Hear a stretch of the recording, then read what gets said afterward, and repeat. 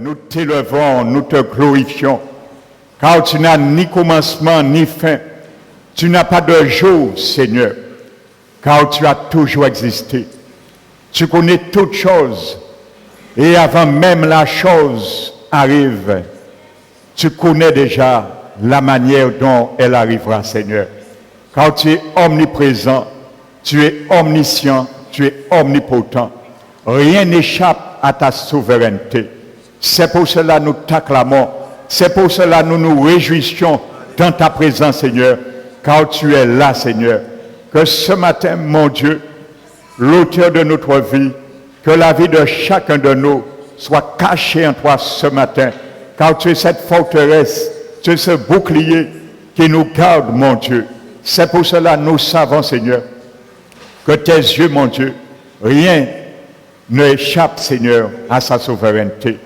C'est pour cela que nous t'élevons, nous te glorifions. Reçois la louange, l'adoration, la gloire, la puissance, la magnificence qui t'est due, Seigneur Jésus. Car ce matin encore, tu n'as pas changé de place. Tu es assis sur le même trône de gloire et tu ne changeras jamais de place. Car tu transcendes l'humanité, tu transcendes l'univers, tu transcendes tout trône, toute dignité qui a été nommée sous le ciel, mais il n'y a pas au-dessus de toi. C'est pour cela, Seigneur, comme ta parole règne dans les cieux, c'est au nom de Jésus-Christ, Père, nous te demandons ce matin, Seigneur, ta grâce souveraine et que ton onction repose sur moi ce matin comme ton instrument que tu as choisi, Seigneur, afin de délivrer ta parole qui sortira de ma bouche par la puissance, l'autorité du Saint-Esprit, afin qu'il puisse contribuer à son devoir dans chaque cœur ce matin, mon Dieu. Car ce matin, nous sommes là, Seigneur, notre cœur est un terrain, et nous voulons que ce matin, nous comprenions encore la grandeur, Seigneur, de ta parole. Pourquoi elle est proclamée ce matin, elle est envoyée, afin que toute partie de nos cœurs règne et soit la bonne part que tu veux porter du fruit, Seigneur. Sois glorifié, sois béni. Nous remettons toutes choses ce matin entre tes mains, que tout esprit de distraction, tout esprit de sommeil, je les lisse ce matin, je les chasse dans ce lieu, au nom de Jésus. Sois glorifié, Père, dans le nom de notre Rédempteur, Jésus-Christ. Amen. Alléluia. Asseyons-nous, frères et sœurs, dont je bénis chacun de nous ce matin. Alléluia. Donc soyez les bienvenus encore dans la présence de notre Dieu. Et dans Matthieu, le chapitre 13,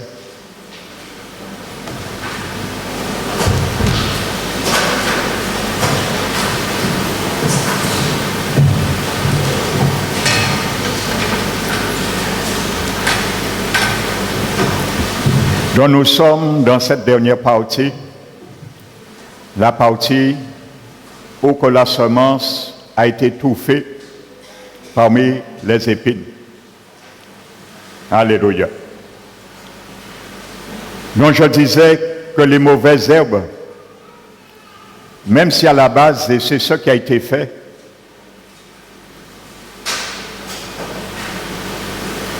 le laboureur a remué la terre, mais il y a eu des souches, de la racine qui est restée. Alléluia. Donc ce n'est pas la semence, je disais, qui est tombée dans ces herbes herbacées, des mauvaises herbes, improductives, qui n'a aucune utilité sur le terrain, mais de restes qui sont restés.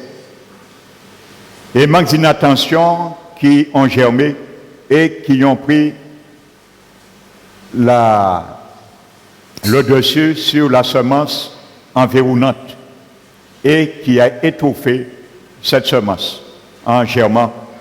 Alléluia. Donc je disais que les mauvaises herbes, il faut savoir, ils ont toujours l'avantage sur les cultures. Amen. Parce qu'ils sont déjà adaptés, conditionnés sur leur terrain. Amen. Donc il n'y a pas grande chose à faire pour eux pour qu'ils puissent émerger. Alléluia. Et c'était de la sorte que nos cœurs, cette partie de nos cœurs était aussi et encore demeure aujourd'hui à travers nos vies et nos cœurs. Ne nous trompons pas par de faux raisonnements. Il y a beaucoup parmi nous encore, nous avons encore cette tendance dans nos cœurs, malgré des années dans le Seigneur. Alléluia. Parce que ça, le Seigneur ne l'a pas éradiqué le jour qu'il nous a donné le salut. C'est à nous de l'éradiquer, de le retirer, pas à pas dans nos vies, lorsque nous voyons les premières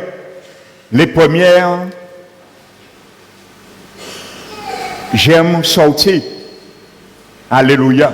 Prendre surface dans nos cœurs et dans nos vies. Donc c'est notre responsabilité de gérer ça. Donc les mauvaises herbes a toujours, je disais dimanche dernier en introduction, a l'avantage sur une semence au niveau de la culture parce qu'ils ont déjà fait corps avec le terrain. Mais lorsque nous mettons une semence qui est nouvelle à ce terrain, à cette terre, la semence, elle doit s'adapter. Alléluia. Elle doit lutter. Amen. Donc déjà, nous comprenons également que lorsque la parole de Dieu, elle est semée, il y a des ennemis de la semence dans nos vies. Et ça, c'est le troisième ennemi que nous avons vu, les épines. Alléluia. Et c'est sur ça que je vais m'entretenir ce matin avec vous. Alléluia.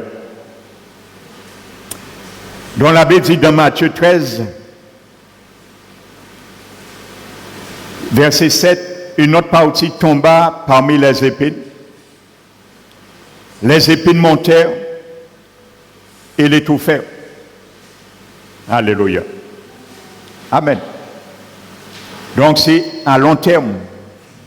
Alléluia. Que ça se fait. Ce n'est pas le jour que nous recevons l'évangile sans qu'il n'y aurait pas eu grand de sauver. Comprenez-le. Alléluia. Donc Dieu nous décrit la vie, toute notre vie, pendant notre pèlerinage terrestre. L'État peut avoir nos cœurs existants dans nos cœurs et que Dieu nous demande par la semence qui est semée, la parole de les traiter. Alléluia. Pour que Dieu, en finalité, récolte et moissonne les fruits dans ce terrain. Alléluia. C'est ce que Dieu veut voir. Un cœur tout entier qui lui appartient lorsqu'il revient chercher son Église.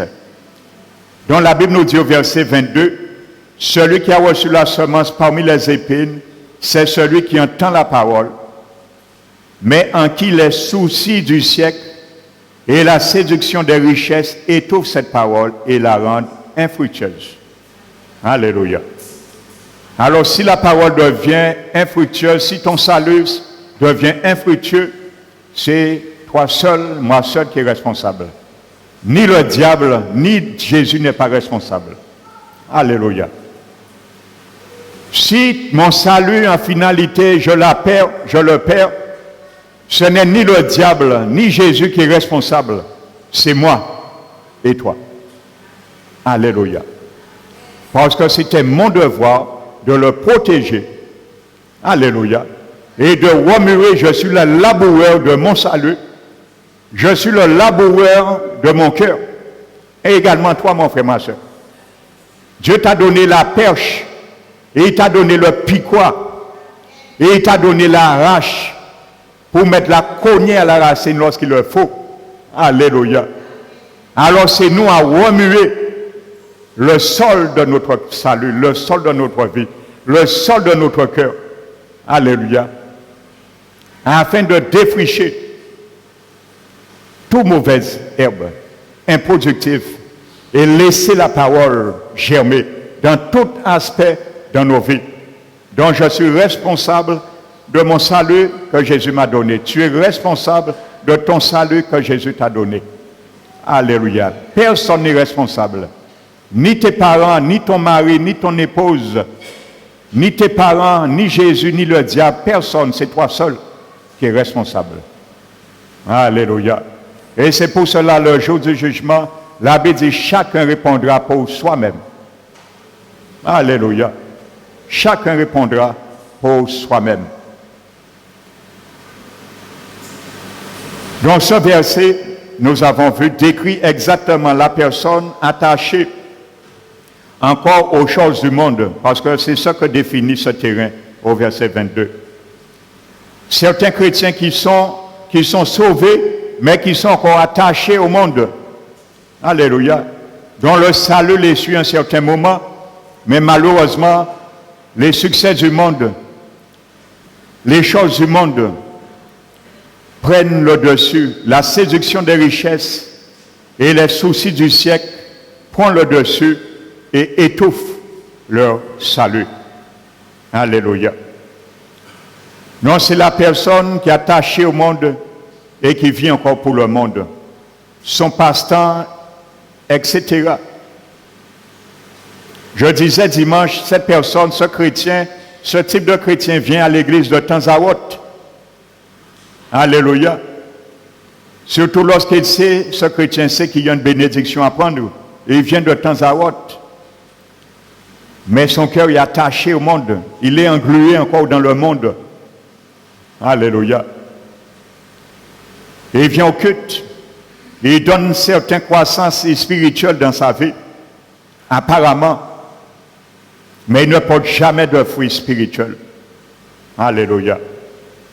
Et ils ne sont pas engagés et sont principalement préoccupés par les plaisirs du monde. L'argent, leur carrière, leur statut personnel, leur fortune, les plaisirs de la chair, ainsi de suite. C'est ce qui appartient au monde. Et il y a beaucoup parmi nous. Le Seigneur ne peut pas mentir. Il y a beaucoup de chrétiens qui sont encore parmi nous. Nous avons cet état d'âme, de cœur encore, que nous devons traiter. Et le Seigneur veut les traiter avec nous. Donc, une telle attitude est typique du sol rempli d'épines.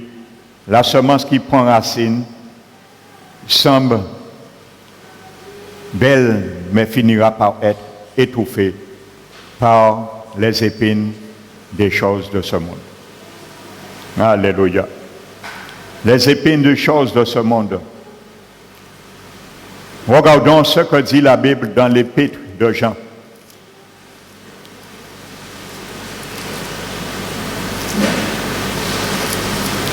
Jean chapitre 2 et verset 15.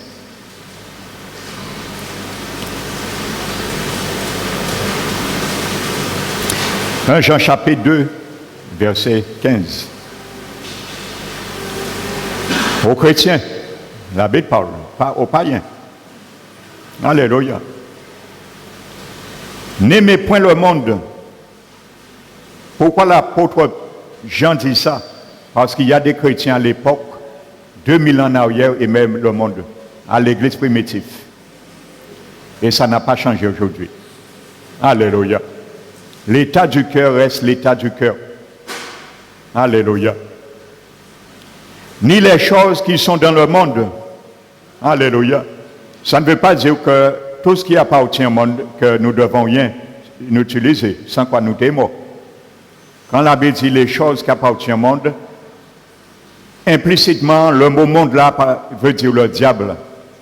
Parce que la Bible dit, il est le prince de ce monde présent. Alléluia. Donc implicitement, quand la Bible dit, n'aimez pas ce qui est dans le monde, ni le monde, il dit, n'aimez pas ce que le diable veut nous présenter dans les choses perverses.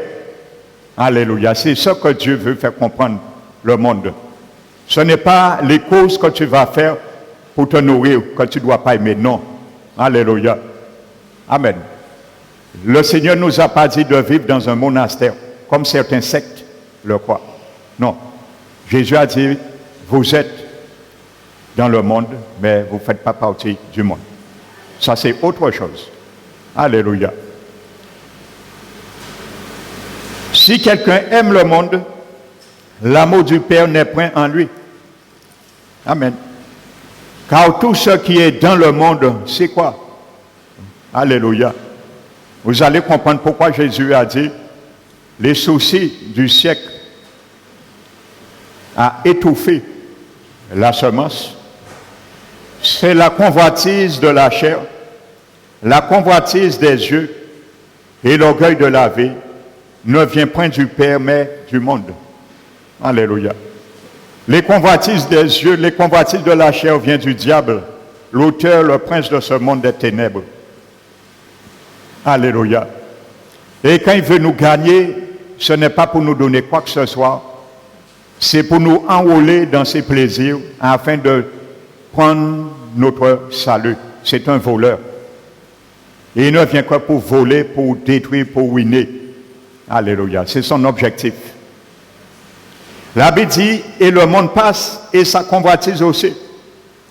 Mais qu'est-ce qui ne passe pas? Celui qui fait la volonté de Dieu demeure éternellement. Alléluia. Amen. Donc si tu fais la volonté, je fais la volonté de Dieu, ça ne doit pas demeurer en moi, ça. Alléluia. Ça doit mourir un jour, trop tard. La souche des épines. Alléluia. Parce que c'est ce qui empêche ma vie d'être productive. C'est ce qui empêche que ma vie s'épanouisse. Alléluia. La Bible dit, celui qui fait la volonté du Père demeure éternellement. Alléluia. Ça veut dire avec ses principes, ses statuts, ses vertus. Alléluia. Dans les statuts, les vertus de Jésus, c'est quoi? Au lieu que les épines étouffent notre vie, nous devons étouffer les épines. Alléluia. Voici ce qui demeure éternellement. Amen. Pas les plaisirs du monde, pas les soucis de ce siècle. Nous avons tous des soucis. Et il faut les gérer. Alléluia. Il faut les gérer. Il faut apprendre à les gérer. Amen. Et il y a la possibilité, car la Bible nous donne la manière de gérer les soucis de ce siècle. Alléluia. Ce n'est pas qu'il n'y a pas, et ça n'arrivera pas, les soucis des siècles. Les richesses de ce monde ne vont pas se présenter à nous. Ce n'est pas que Jésus dit que ça ne va pas exister. Loin de là, il nous prévient que ça existe. Et la Bible dit bien que ces choses étaient en la personne qui a reçu la semence. Alléluia. C'était déjà là. C'est pas venu, c'était déjà là. Alléluia. Donc c'était déjà là. Contrairement, on enseigne certains que lorsque vous venez au Seigneur, il n'y aura plus de soucis, des choses comme ça. Non, c'est faux. Alléluia. Regardons, frères et sœurs, le proverbe. Le proverbe 20.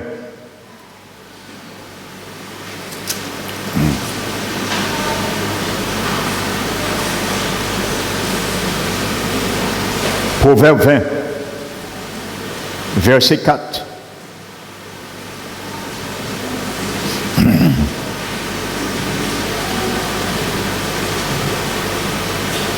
La Bible dit, à cause du froid, le paresseux ne labore pas. À cause du froid. Donc, voyez, c'est un obstacle pour notre culture, le froid.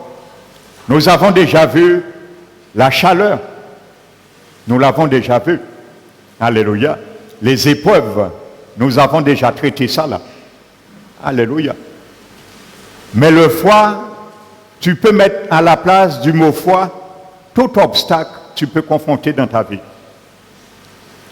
Également la chaleur de l'épreuve, la fournaise de l'épreuve, à la place du mot froid. Alléluia. À cause d'une situation, le paresseux ne labore pas. Alléluia. Ça veut dire qu'il ne remue pas la terre avec sa fauche. Et il ne remue pas le sol pour engloutir ce qui est mauvais et laisser émerger ce qui doit sortir. Et jouir du fruit de cette semence, la parole de Dieu. Donc tu comprends, mon frère, ma soeur, que si je ne le fais pas, tu ne le fais pas, ce n'est pas l'Esprit de Dieu qui le fera. Non, il ne fera rien. Il le laissera grandir dans nos vies. Et le jour où le Seigneur viendra, il verra ça, il ne va pas nous reconnaître. Parce qu'il va avoir des épines dans nos cœurs. Il ne pourra pas nous reconnaître. Et nous passerons à côté. Il nous dira paresseux et méchants serviteurs.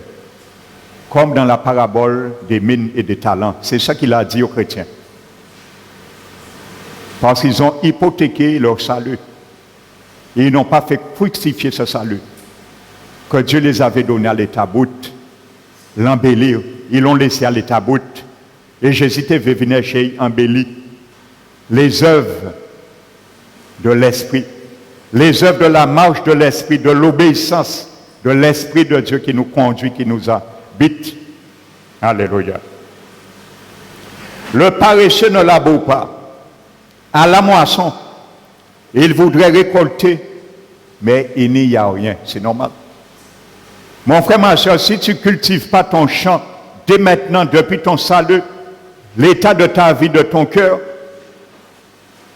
n'attends pas à moissonner quoi que ce soit lorsque le Seigneur viendra.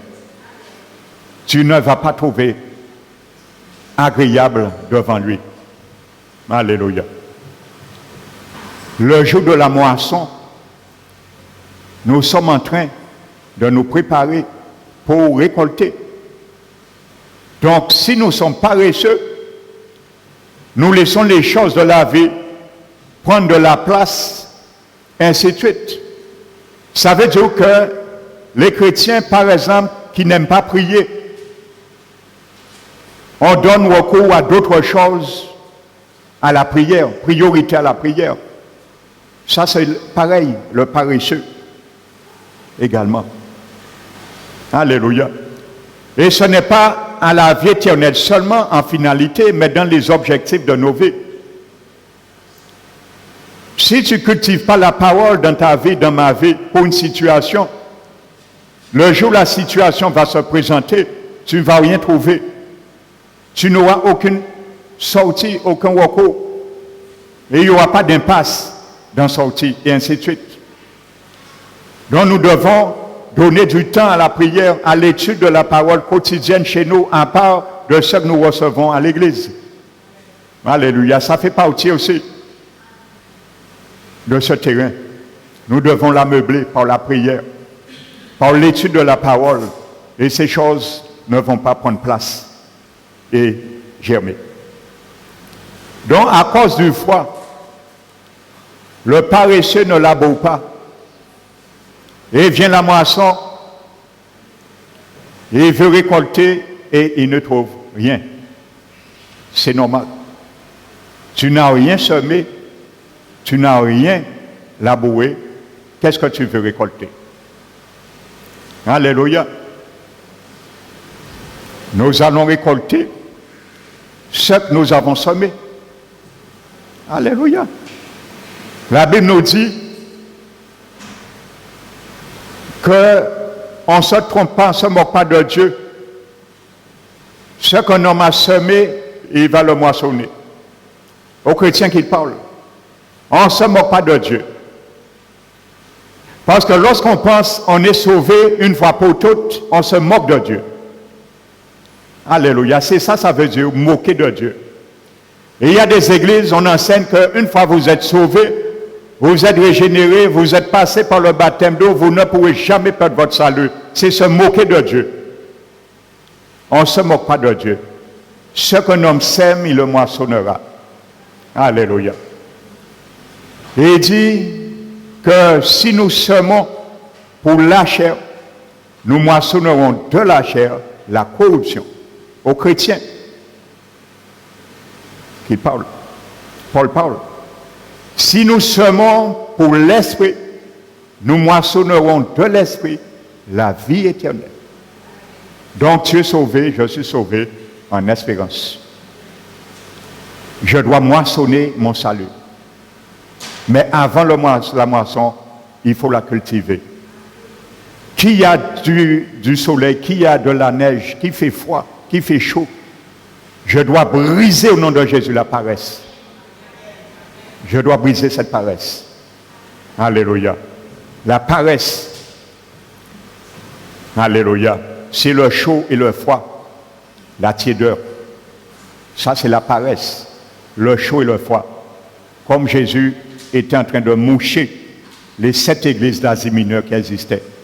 Il passait au milieu des églises et il mouchait les mèches pour les allumer, pour briller plus, comme le souverain sacrificateur qui se faisait dans le tabernacle. Il mouchait la mèche du chandelier à 7 branches pour l'empêcher d'éteindre, qu'elle soit allumée en permanence. Et à un moment donné, le Seigneur Jésus dit à une église que tu es tiède, tu n'es ni chaud ni froid, mais tu es tiède. Il a dit, c'est les chauds que je viens chercher. Ni les tièdes, ni les froids. Alléluia. Ça n'intéresse pas au Seigneur. C'est celui qui est chaud pour le Seigneur, qui est vivant, qui est fervent pour le Seigneur, pour les choses de Dieu, qui est dévoué pour les choses de Dieu. Quoi ça coûte sa vie? C'est ceux et celles que le Seigneur vient chercher. Alléluia. Ce sont les chauds. Ceux que le feu du Saint-Esprit consume, embrase chaque jour de leur vie. Alléluia. Voici la nature de ces chrétiens que Jésus va venir chercher. Alléluia. Prenons toujours dans Proverbe 24.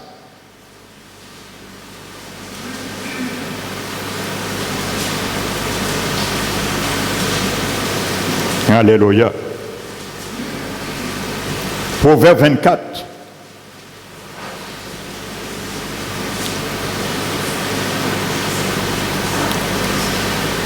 Paul a dit que Dieu rendra compte à chacun selon ses œuvres.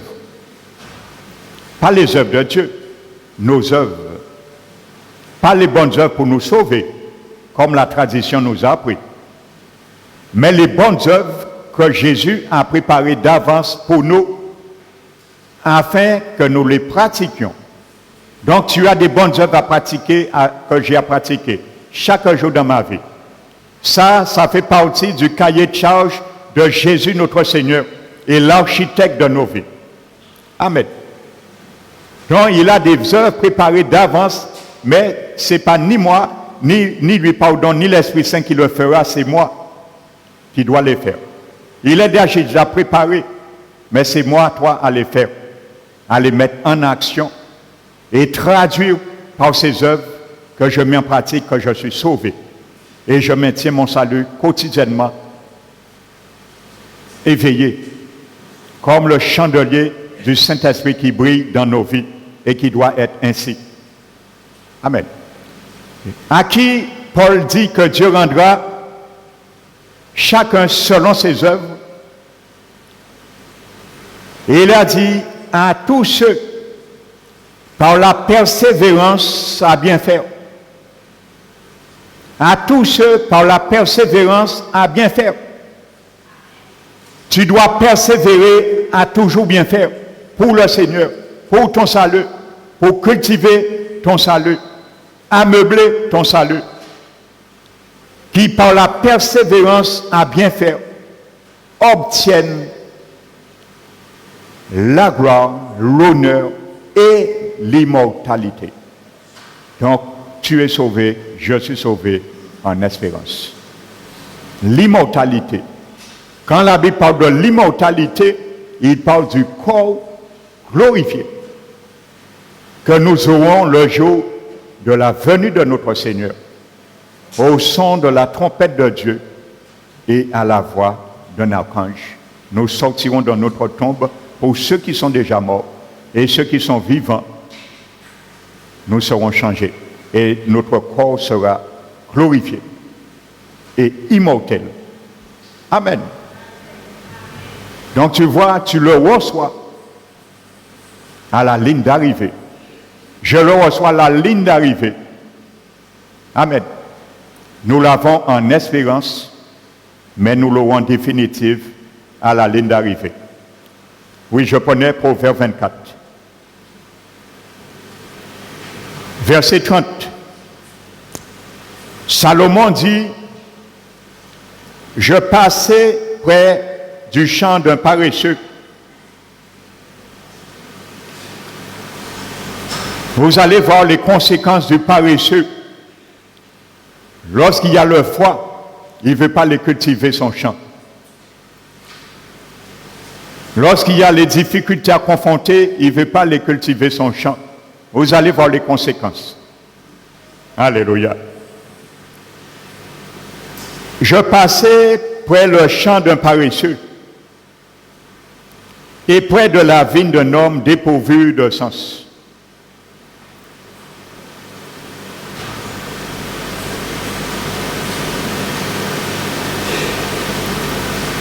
Vous savez, pour le chrétien qui ne cultive pas son cœur chaque jour, la Bible l'appelle un homme dépourvu de sens. Et la Bible nous dit, celui qui s'éloigne de la sagesse, celui qui s'éloigne de la sagesse séjournera dans la demeure des morts. La Bible dit, celui qui cultive son champ sera rassasié de pain. Qui est-ce qui te rassasie, qui me rassasie ma vie de bien? C'est moi-même. Alléluia. Lorsque je mets en pratique la parole de Dieu, celui qui cultive son champ sera rassasié de pain. Mais celui qui poursuit les choses vaines est un homme dépourvu de sens. Alléluia. Pourquoi certains ont laissé s'envahir leur salut, la parole dans leur situation, ainsi de suite? Ce sont des chrétiens dépourvus de sens. Ils ont oublié qu'est-ce que Dieu les avait donné. Une perle précieuse, inestimable. Aucun prix pourrait acheter ça. C'est quelqu'un dépourvu de sens. Alléluia. Ça veut dire quelqu'un, c'est comme si un enfant, son père lui donnait 100 000 euros dans une enveloppe. Et il était qu'à prendre 100 000 euros là, il était qu'à jeter à terre. C'est exactement la même chose. C'est comme si nous jetons cette perle précieuse, notre salut, au pourceau. Et nous ignorons le prix que ça a coûté le Seigneur Jésus. La valeur de notre salut, la valeur de notre rachat, ce qu'elle représente pour nous. Alléluia. Vous savez, lorsque quelqu'un fait la prison, il a fait des années, 20 ans en prison, on arrive à payer pour lui, on a trouvé une rançon. Vous pensez que cette personne n'est pas reconnaissant à celui qui a payé la dette pour lui, bien que ça arrive l'ingratitude? Eh bien, la plupart des gens qui ont fait une telle peine vont réfléchir 2 fois avant de refaire un délit. Alléluia. Déjà, pour ceux qui ont subi pendant 20 ans, le manque de liberté, mais aussi le geste et la libéralité de la personne qui a payé pour lui, en respect. Nous méritions l'enfer, un lieu qu'on ne peut jamais sortir une fois qu'on rentre. Jésus l'a payé pour cela, pour te retirer, me retirer là, de l'enfer éternel. Lorsqu'on est là, on ne peut plus sortir. L'enfer, c'est fini. Et nous pas morts. Nous pas souffert l'éternité là. Jésus a acheté. Le salut, c'est ça. Un prix inestimable. Jésus l'a payé pour nous, frères et sœurs. Et voici les épines, ils croissaient partout. Alléluia. Les épines, ils croissaient partout, comme ce terrain. Les épines. Ça veut dire si la semence n'a pas pris, ça veut dire qu'elle ni presque rien ni ça en terrain là. Et il n'y avait que ça dans le terrain la plupart. Et le laboureur ne s'est pas occupé de ça. Alléluia. Si nous ne les traitons pas, frères et sœurs, ça va croître. Et je le disais, le terrain déjà est plus favorable qu'une semence, pas une semence, une mauvaise herbe. Il croît plus vite que la semence nouvelle. Parce qu'il faut que sa coutume s'habitue à ce nouvel terrain. Ça, c'est les œuvres de l'esprit. Mais nous avions hérité déjà les œuvres de la chair en nous. Alléluia. Donc les épines n'y croissaient pas autour. Les ronces en couvraient la surface. Alléluia. Et le mur de pierre était écoulé. Ça, c'est ton salut, mon salut.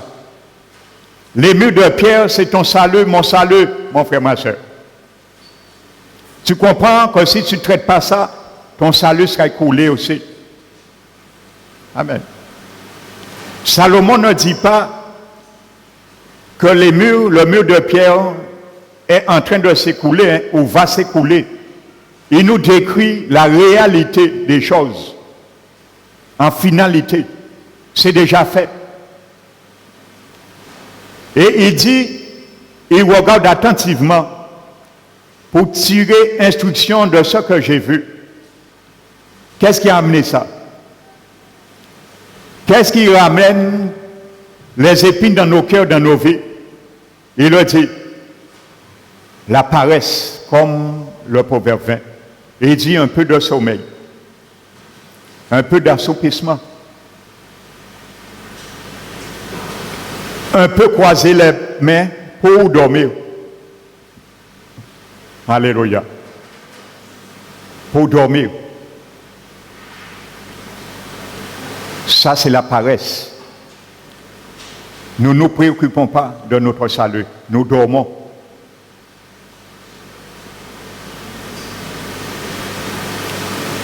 Et la pauvreté te surprendra comme un rôdeur et la disette comme un homme en armes.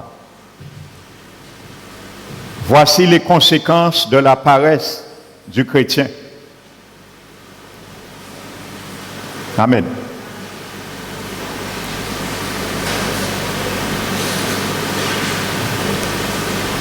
Ecclésiaste, chapitre 10, verset 18. Quand les mains sont paresseuses, la charpente s'abaisse, s'affaisse. Et quand les mains sont lâches, la maison a des gouttières. Alléluia. Il s'agit toujours de ce terrain. Alléluia. C'est la même réalité. Quand les mains sont paresseuses, la charpente s'abaisse. Et quand les mains sont lâches, la maison a des gouttières. Alléluia. L'ennemi fait des brèches sur notre salut. C'est ce que ça veut dire.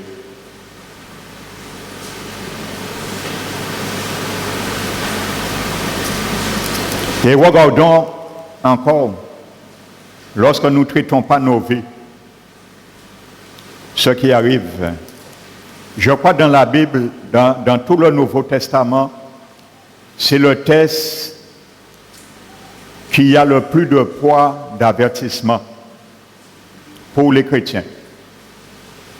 C'est ce chapitre et ce verset. Hébreux 6, 4. Amen.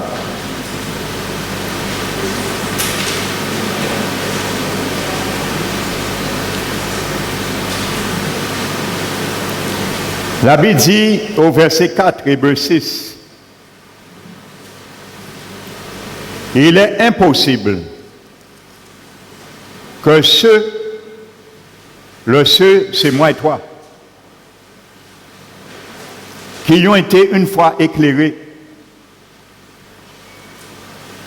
qui ont goûté le don céleste. Alléluia. Le don céleste. Qui ont eu part au Saint-Esprit. Est-ce que tu es dans cette catégorie dans la salle ce matin?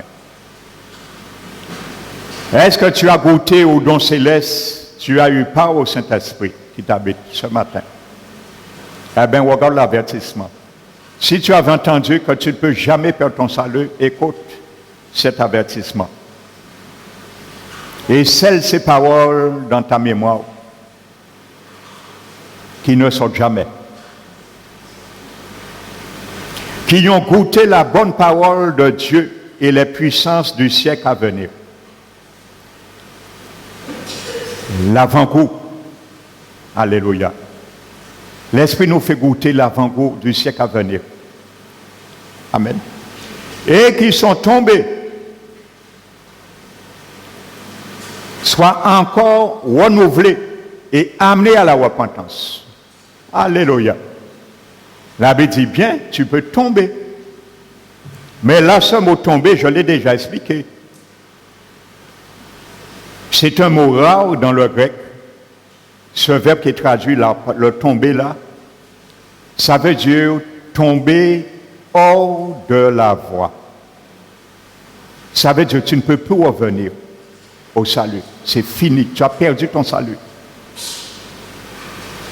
Alléluia. Donc il y a des chrétiens qui ont déjà perdu leur salut. Ils ne peuvent plus revenir. Ils ont trop joué avec la grâce. Ils ont trop dormi. Ils ont trop laissé la paresse prendre le dessus sur les œuvres que Dieu les demandait à faire. La Bible dit, et amener à la repentance, puisqu'ils crucifient de leur part le Fils de Dieu et l'exposent à l'ignominie. Ça veut dire qu'il fallait que Jésus remonte une deuxième fois sur la croix du Calvaire pour uniquement cette personne. Mais Jésus ne le fera pas, c'est fini. Il a fait une fois, c'est fini. Il revient une deuxième fois sans péché. La première fois, il a porté les péchés du monde, mais cette fois-ci, il ne vient pas avec le péché. Il ne vient pas porter péché. Et il vient châtier le monde qui a péché. Pour là, ça. Alléluia. La Bible dit, il viendra une deuxième fois sans péché, mais pour apparaître, pas à tous les chrétiens, à tous ceux qui l'attendent pour leur salut. Alléluia. Attends-tu Jésus pour ton salut un jour? Tu es sauvé, je suis sauvé en espérance. Parce que si je dois attendre Jésus pour mon salut, je ne suis pas encore sauvé définitivement. Le salut que j'ai est à l'état brut. Il faut que je la garantis par les œuvres que Dieu me demande à faire. Tout ce que Dieu me demande à traiter dans ma vie, comme ces trois terrains, à faire sortir, disparaître dans ma vie, par l'œuvre et l'eau du Saint-Esprit qui m'habite. Alléluia.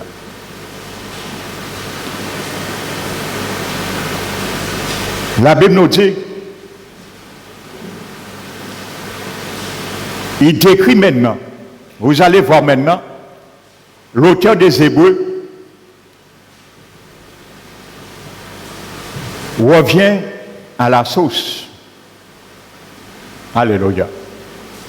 Donc vous allez bien comprendre, comme je le disais en préambule au début de cette parabole, bien que cette parabole, Jésus l'a décrit pour montrer que quand l'évangile est prêché, que la parole de l'évangile ne va pas sauver tout le monde. Donc il montre qu'il y aura dans la foule 4 états de cœur.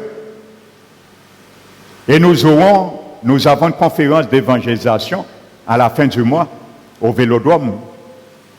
Il y aura, bien sûr, dans la foule, ces 4 styles de personnes. Nous allons trouver. La parole ne va pas toucher tout le monde. Alléluia.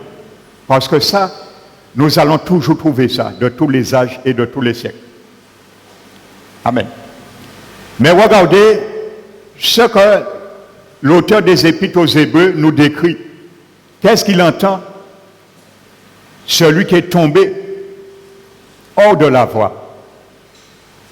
Et il dit, lorsqu'une terre abreuvée, par la pluie qui tombe souvent sur elle. Alléluia.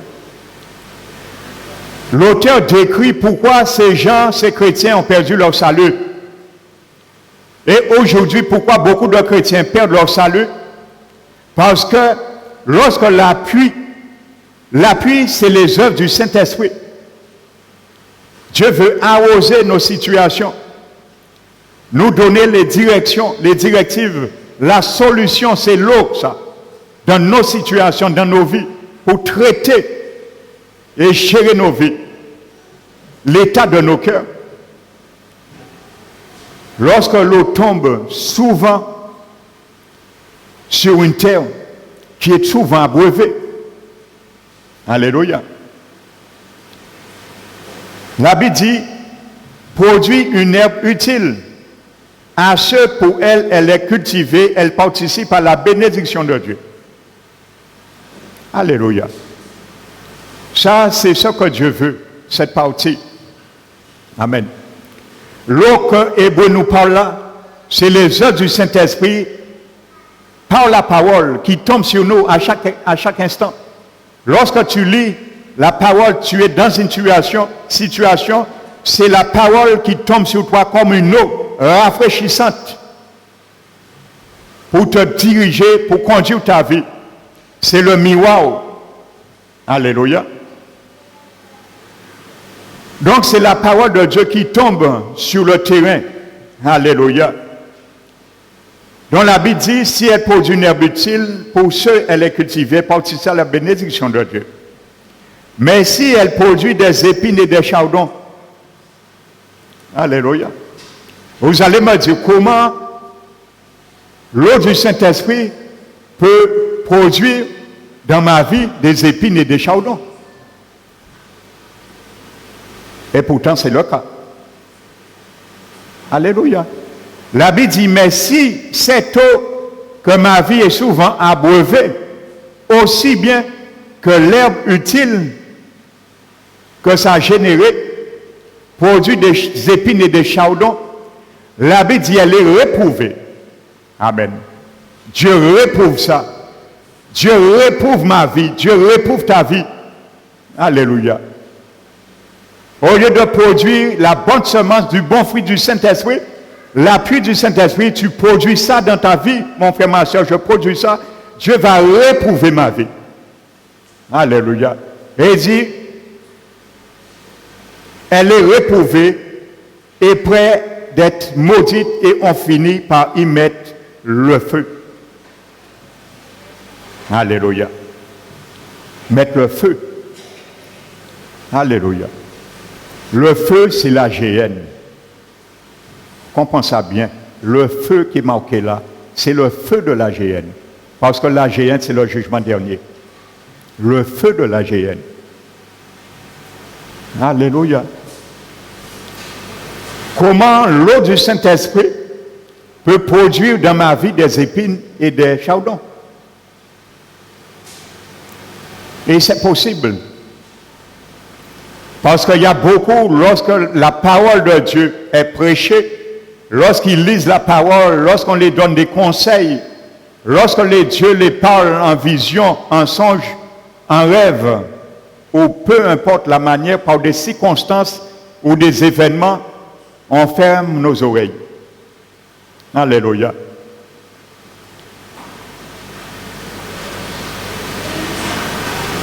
Vous savez, la parole de Dieu dit que les plaies d'une blessure est un médicament pour le méchant. C'est bien décrit, les plaies d'une blessure est un médicament pour le méchant. Le méchant, ce n'est pas celui qui tue son prochain. Le méchant, c'est le chrétien qui désobéit à la parole de Dieu. Ça, c'est le méchant devant Dieu aussi.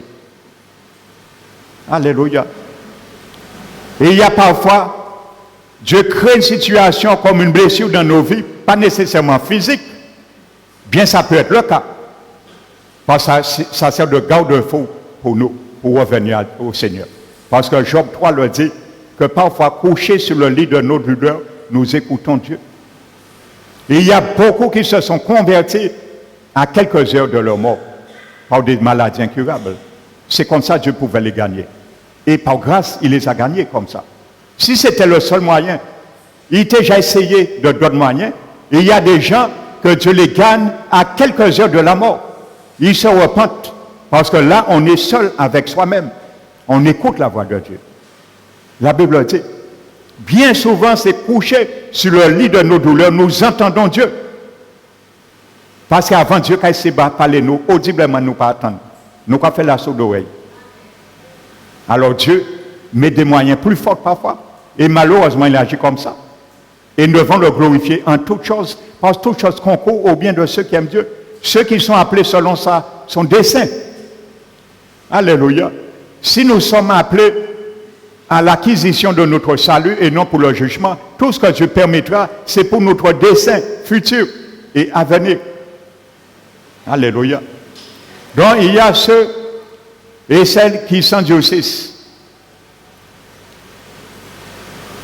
Donc, la parole qui sont venues pour leur situation, l'état de leur cœur le rejette. Mais c'est une eau qui est tombée dans le cœur. Donc, ils abreuvent le cœur. Mais au lieu de laisser cette eau détruire les mauvaises herbes, c'est l'inverse. On utilise l'appui, l'eau du Saint-Esprit qui abreuve nos cœurs, nos terrains, nos vies, pour abreuver les épines, les souches qui sont là. Parce que nous nous complaisons dans notre raisonnement, dans nos situations. Parce que nous aimons l'amour du monde. Nous aimons encore les choses du monde. Nous aimons encore les critères du monde, les richesses de ce siècle. Nous aimons ça, frères et sœurs. Alors cette eau, au lieu de l'utiliser à bon escient, de faire germer la parole qui a été descendue comme une eau pour nous, nous l'utilisons à mauvais escient et qu'à breuver ces mauvais terrains-là. Comment nous interpréter à façon nous? On l'interprète comme nous voulons. Oui, mais la parole dit ça, mais en cas vrai comme ça. Alors même de là, qui a produit une herbe utile, il a produit aussi des épines et des chardons, parce que nous interpréter et nous arroser ce souche-là qu'il a pour les épines sortir. Alléluia. Donc nous pouvons également la parole de Dieu faire l'utiliser pour produire dans nos vies des épines et des chardons. À la manière nous les raisonnons. Amen. Et il y a certains, Dieu les arrache dans un lieu, il y a la mort spirituelle, il les amène dans un endroit pour reprendre vie. Parfois, ils restent avec des comtesses, ils n'ont pas lagué toutes. Et des fois, ils ont analysé en fonction de ça, ils ont déjà dit. Eh bien, ça, c'est prendre l'eau qui veut abreuver nos vies et l'interpréter pour arroser mentalité en nous. Et ça fait germer des épines et des ronces et des chardons. Alléluia. Ça fait germer les épines. Voici un grand avertissement, frères et sœurs. Amen. Là, nous ne pouvons pas passer à cela.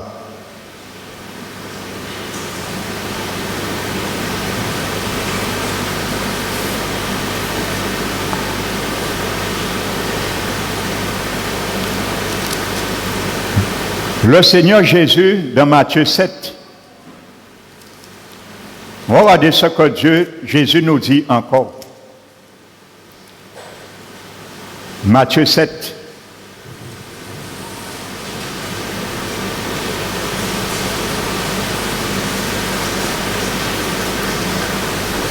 Jésus a dit, celui qui entend les paroles que je dis.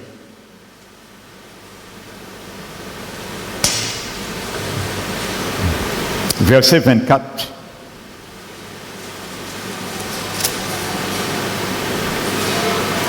Jésus a dit, celui qui entend les paroles que je dis et les met en pratique. Au début de cet enseignement, de cette parabole, je vous ai montré ce qui fait la différence. Tous les quatre terrains ont entendu la parole. À la seule différence, il n'y a que le dernier terrain, la bonne terre, qui a mis en pratique les paroles. Alléluia. Et qui les met en pratique. Et nous l'avons vu dans Jacques 1, 24, 22 et 24. Et il dit, il est semblable à un homme prudent. Alléluia. À un homme prudent. Pas un homme simplement, un homme prudent. Malgré Dieu te donne ton salut, tu dois être prudent. Alléluia, je dois être prudent. La Bible dit ailleurs, lorsque la prudence fait défaut, qu'est-ce qui arrive? Le peuple tombe.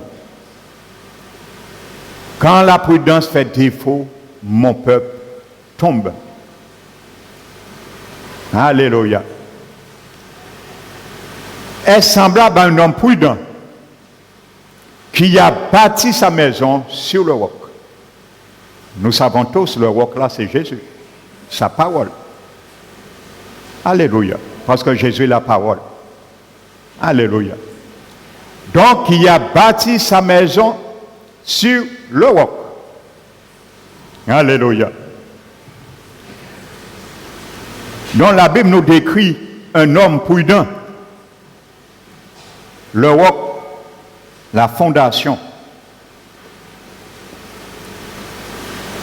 Et il y a tous, on peut mettre le sable, gravier, ciment, là. Et il a bâti sa maison.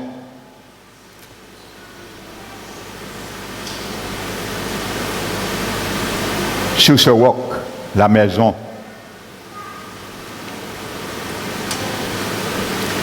La Bible nous dit, le vent, la pluie est tombée. La pluie, c'est les épreuves. Tu auras toujours la pluie dans ta vie, mon frère, ma soeur. Ne te fais pas d'illusions. Tu auras toujours la pluie. La pluie, tu peux mettre tout ce que tu veux. Les épreuves. La pluie est tombée. Alléluia. La pluie sera toujours là pour menacer ton salut. Pour menacer mon salut. Et Dieu le permettra pour éprouver ma foi. Comme nous l'avons vu, où que mes racines sont enracinées. Et dans quelle source je vais puiser la force. Les torrents sont venus. Et l'inondation viendra. Et il arrive des moments où nous sommes submergés. Et entre autres par les choses du monde. Les choses du monde nous submergent parfois. Alléluia. Mais si nous faisons confiance à la parole de Dieu, Ésaïe 41 nous dit que même si les fleuves, tu marches au milieu des fleuves, ils ne te submergeront pas. Même si tu traverses le feu, tu ne seras pas consumé. C'est une promesse de Dieu. Il est garant de sa promesse. Il se tient derrière cette parole pour l'accomplir. Alléluia. Nous devons prendre quoi que ce soit qui essaie d'abattre, déstabiliser notre salut, notre foi. Les torrents sont venus. Les vents ont soufflé. Pas le vent. Les vents ont soufflé. Toutes sortes de vents. Le diable a soufflé les 4 vents sur nos vies pour essayer de détruire nous. Ce sont des situations qui menacent notre salut. La maison, c'est mon salut. La maison, c'est ton salut. La maison, c'est mon cœur. La maison, c'est ton cœur, mon frère, ma soeur. Mais la Bible dit que cette maison ne tombe pas. Pourquoi? Parce qu'il est fondé sur le roc. Alléluia. Et ils se sont abattus sur cette maison. Elle n'est pas tombée parce qu'elle était fondée sur le roc. Alléluia. Sur la vie de Jésus, sur les promesses de Dieu. Et elle était fondée là, sur le roc. Par les promesses de Dieu. C'était attaché, bien solide là, sur le roc. Et il a été inébranlable, cette maison. La parole que Jacques nous dit de ne pas nous contempler, de l'écouter seulement, mais de les mettre en pratique. C'est le miroir. Amen. Mais Jésus nous dit, celui qui écoute la parole et ne les met pas en pratique, alléluia, est semblable aussi à un homme, mais à la différence, il n'est pas prudent. Il n'est pas prudent. La Bible dit conséquence. Regardez bien, est-ce que Dieu a donné moins d'épreuves à celui qui a bâti sa maison sur le sable? Non, les mêmes épreuves. Alléluia. La pluie est tombée pareillement. Les torrents sont venus pareillement. Et les vents ont soufflé pareillement sur les deux. Qu'ils soient bâtis sur le roc ou bâtis sur le sable.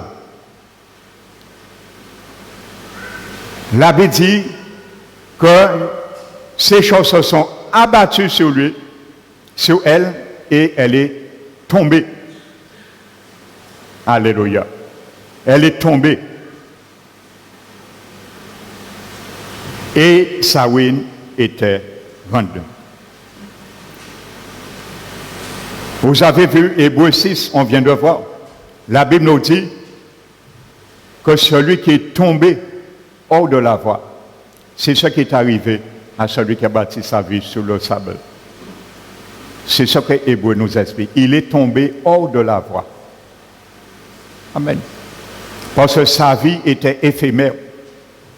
C'était le sable. Le sable n'a rien à voir avec la vie de Jésus. Le sable, c'est nos raisonnements. Le sable, c'est nos spéculations. Le sable, c'est ce que nous aimons encore le monde. Nous sommes attachés à ça. Les choses éphémères. Donc voici encore la réalité que Jésus nous décrit. Donc c'est pour comparer, frères et sœurs, notre salut. Il est menacé par différents dangers. Nous l'avons vu. Selon la parabole du semeur, les oiseaux, les voyageurs, ça c'est le diable et ses œuvres, ses subterfuges, la partie, les parties pierreuses, c'est des menaces de notre salut. Les épines, ce sont des menaces de notre salut que nous devons traiter et gérer et combattre sans cesse. Parce que nous avons des armes pour cela. Nous avons des armes pour cela.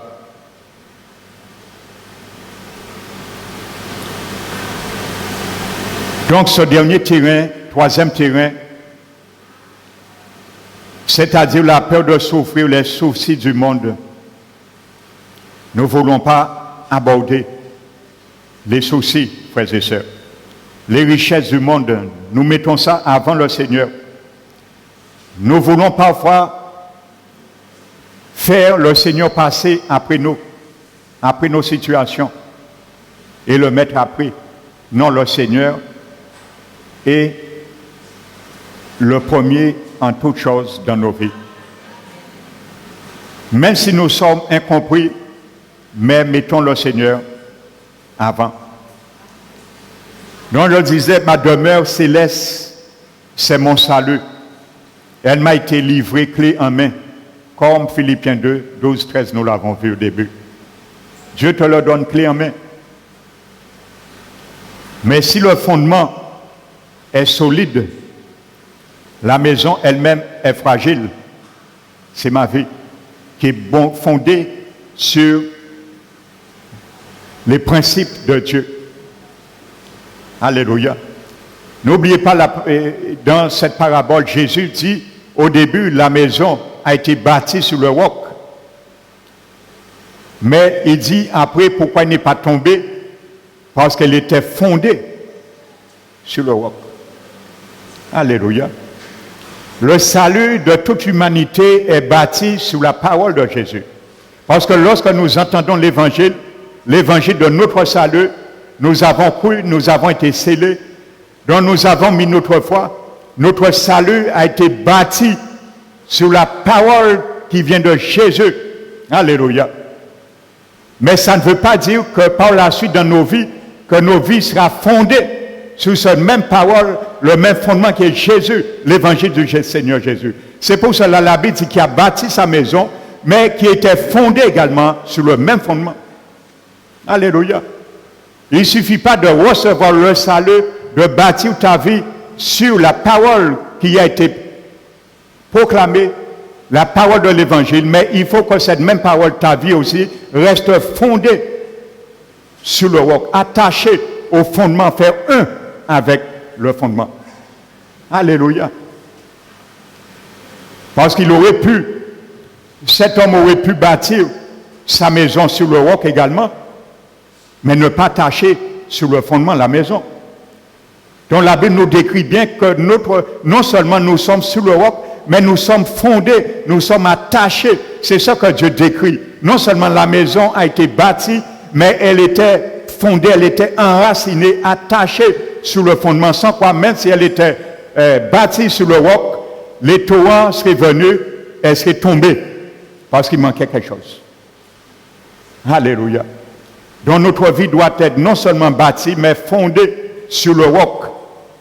Alléluia. Chaque jour, lorsque nous traitons une situation dans nos vies, nous enracinons nos racines en profondeur pour toucher, épuiser la force dans le cep qui est Jésus. Donc je disais, ma demeure céleste m'attend là-haut, toi aussi. C'est mon salut et il m'a été livré clé en main. Mais le fondement est solide, la maison elle-même est fragile. Il ne faut faire constamment des travaux d'entretien selon un programme de travail de la part de Dieu. Alléluia. Le fondement est solide. Ça, c'est inébranlable. Alléluia. La Bible dit, ne posons pas d'autres fondements qui a été posé.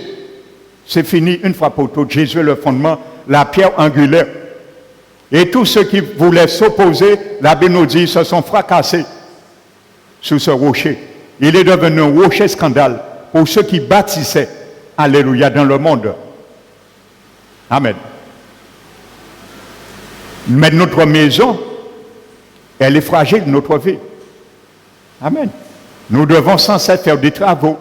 Et c'est ça que Dieu te demande, mon frère, ma soeur. C'est ça que Dieu me demande, faire des travaux quotidiens dans la maison de ma vie, de mon cœur, le traiter, alléluia, de mettre en œuvre notre salut avec crainte et tremblement. C'est ça que ça veut dire. Faire des travaux sans cesse. Nous devons traiter cette maison qui est bâtie sur le roc. Alléluia. Prenons Romains 5 pour ce matin. Romains 5.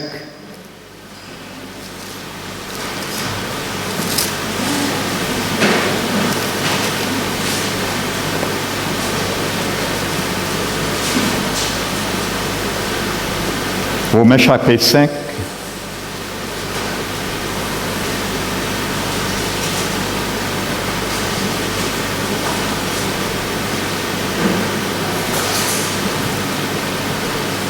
Verset 2. À qui devons d'avoir eu par la foi accès à cette grâce dans laquelle nous demeurons fermes et nous nous glorifions dans l'espérance de la gloire de Dieu. Amen. Bien plus, nous nous glorifions même des afflictions, sachant que l'affliction produit la persévérance. La persévérance, la victoire dans l'épreuve, et cette victoire, l'espérance.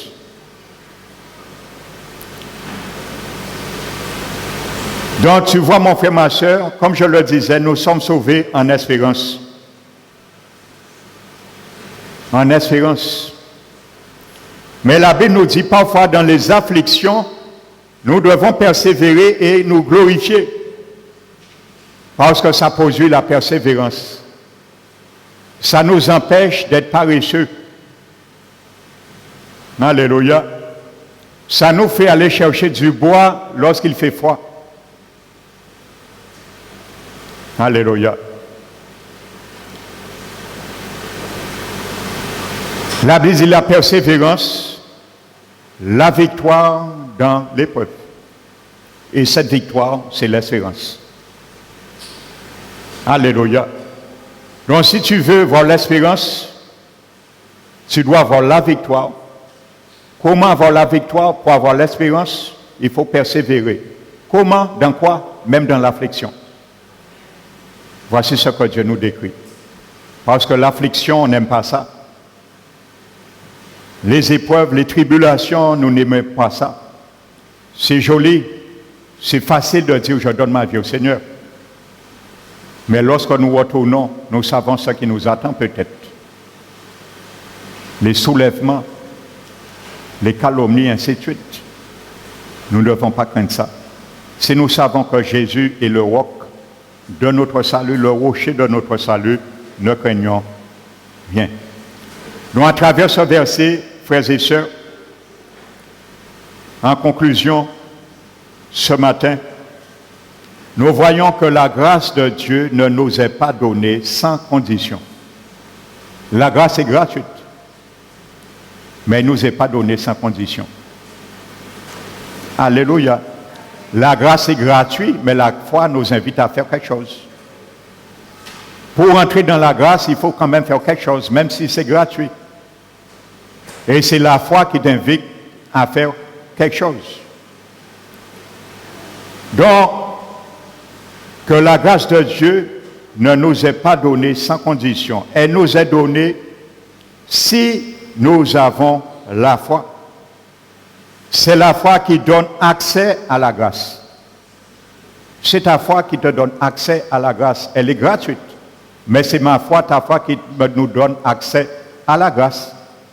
Si tu as la grâce, tu n'as pas la foi, tu ne pourras puiser quoi que ce soit dans la grâce. Même c'est la source du salut. Alléluia. C'est un fleuve, c'est une source. Mais pour puiser, il faut un instrument qu'on appelle la foi. C'est la foi qui t'amène dans cette source pour puiser dans la source, dans la grâce qui est gratuite. Donc c'est la foi qui donne accès à la grâce. Cela ne veut pas dire que si un chrétien perd un jour sa foi, il perd aussi la grâce de Dieu. Non. Puisque la foi est la clé qui nous permet d'avoir accès à la grâce. Si nous avons la foi, la porte de la grâce est ouverte. Alléluia. La porte de la grâce est ouverte.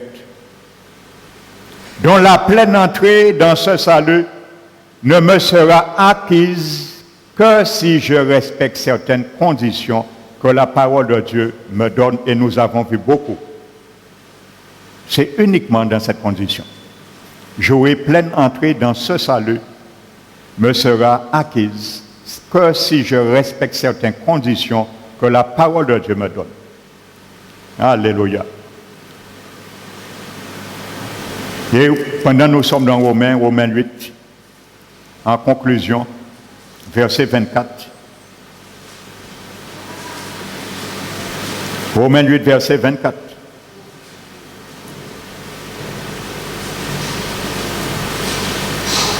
Nous allons prendre à partir du verset 23. Et ce n'est pas elle seulement, mais nous aussi qui avons les prémices de l'Esprit. Nous soupirons en nous-mêmes. Les prémices de l'Esprit, ça c'est du Saint-Esprit, je le précise. Ça ne veut pas dire que Dieu nous a donné le Saint-Esprit sous mesure, à moitié, non. Et nous aurons l'Esprit Saint entier le jour, non. Nous avons l'Esprit de Dieu entier, une personne divine. C'est une personne, nous l'avons ontologiquement qui nous habite. Mais les prémices, ça veut dire les arbres, tous qui contribuent pour nous. Comme je disais, le salut, la vie éternelle, nous l'avons dans notre esprit. La nature divine, nous l'avons dans notre esprit. Ça, c'est les prémices de l'esprit. Alléluia. Mais lors de notre salut final, nous aurons la rédemption de notre corps et notre âme qui sera sauvée également. Notre âme est en train d'être sauvée. Alléluia. C'est pour cela, Paul dit, nous avons les prémices de l'esprit. Ce n'est pas l'esprit que Dieu a donné avec une partie, la tête de l'esprit qui habite nos corps, notre esprit, et après le corps grandit. Non, ce n'est pas ça. C'est les prémices de l'esprit, de la vie de l'esprit en nous. Et nous soupirons en nous-mêmes. Si tu soupires, je soupire, j'attends quelque chose. Comme une mère qui soupire et qui souffre les douleurs de l'enfantement. Alléluia. Donc nous soupirons, malgré l'esprit en nous, nous soupirons à quelque chose. En attendant l'adoption, la rédemption de notre corps. Vous voyez? Nous avons les prémices, la vie éternelle dans notre esprit, la nature divine dans notre esprit, mais nous soupirons, nous attendons quand même l'adoption de notre corps, la glorification de notre corps.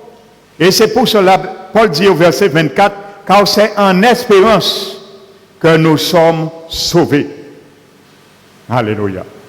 Tu es sauvé comment? Je suis sauvé comment? En espérance, mais pas définitivement.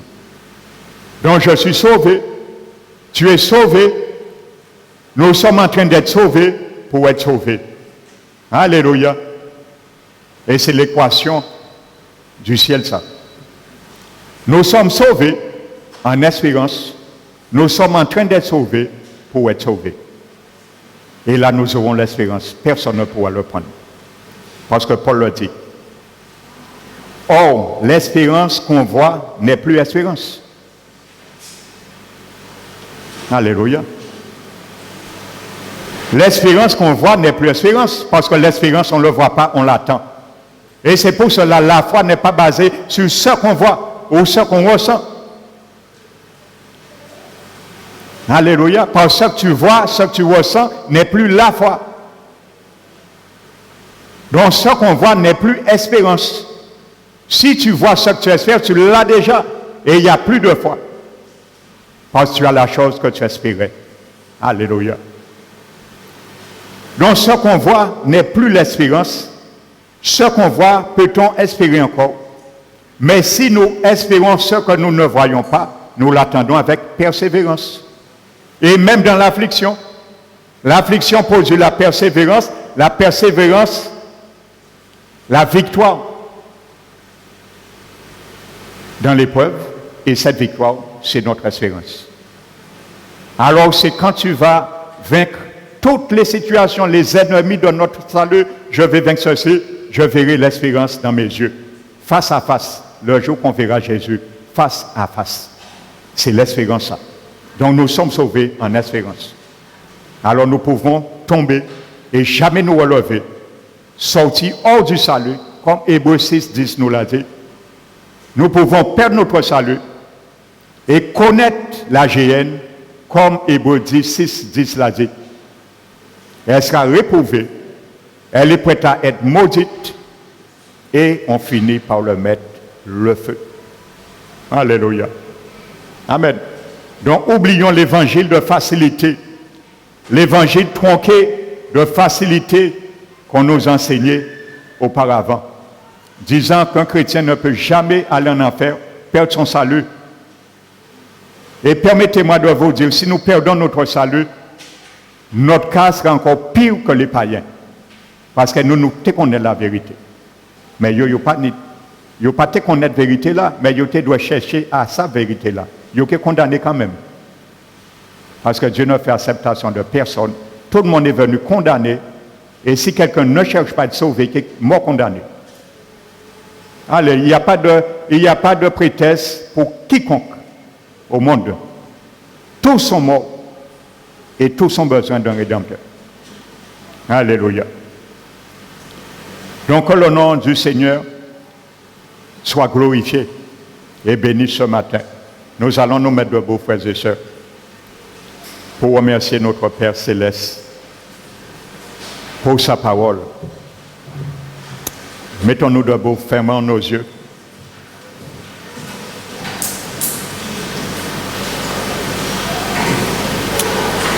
Père éternel, nous élevons ton Saint-Nom et nous te glorifions, mon Dieu. Seigneur, merci merveilleusement pour l'enseignement que notre Seigneur Jésus nous a décrit à travers le semeur dont lui-même l'est. La semence que sa parole l'est et le terrain dont notre cœur l'est, Seigneur. Tu nous as montré, tu nous as décrit, Seigneur, le partenariat, Seigneur, avec toi, avec ton esprit et ta parole, et notre sollicitation d'accomplir toujours, Seigneur, les bonnes œuvres que tu as préparées d'avance pour nous, mon Dieu. Nous l'avons pleinement compris encore et nous te remercions. Seigneur, ma prière ce matin, c'est dans nos vies de chacun de nous, toute épine, tout chardon, toute ronce qui demeure encore, que ce soit en profondeur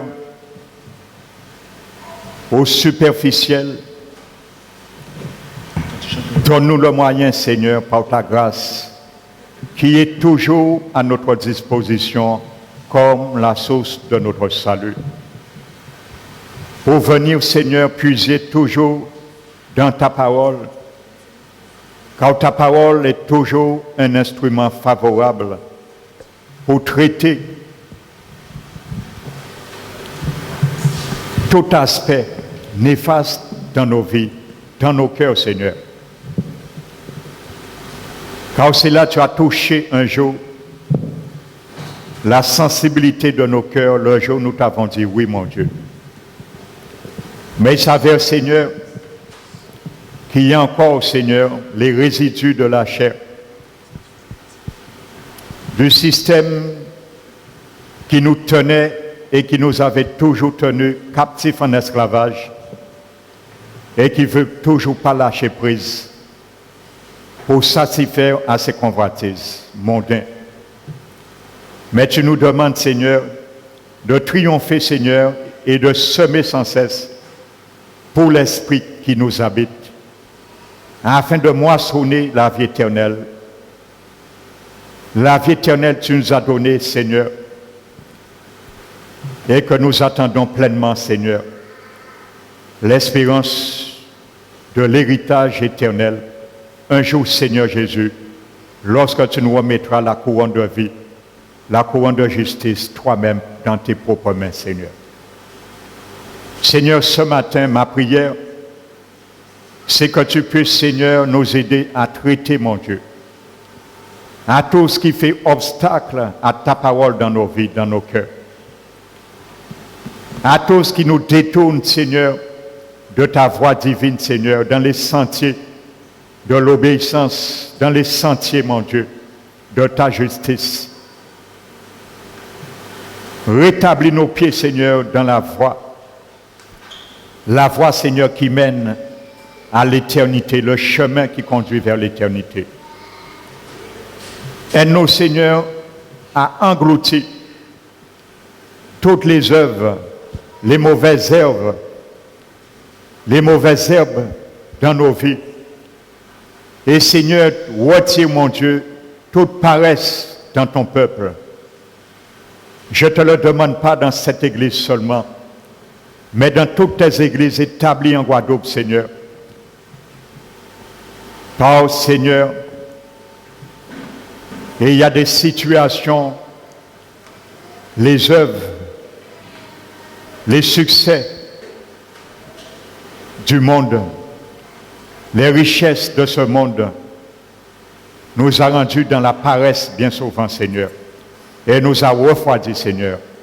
Mais tu ne voudrais pas, Seigneur, que nous croisions les bois comme tu nous l'as montré dans ta parole. Tu ne voudrais pas que nous sommeillions sans cesse.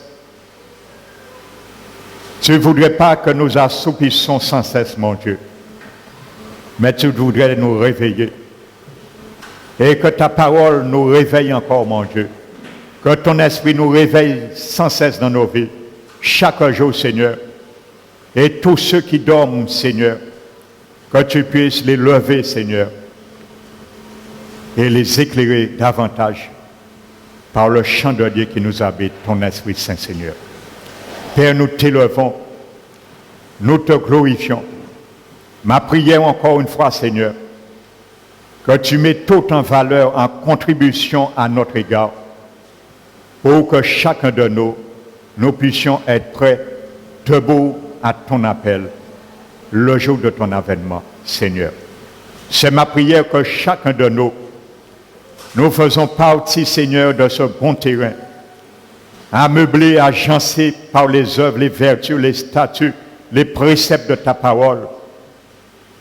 Ceux et celles, nous nous rangeons dans les rangs de ceux et celles qui ont non seulement entendu tous tes conseils, tes exhortations, tes avertissements, tes châtiments quand il le faut, qui est salutaire parfois,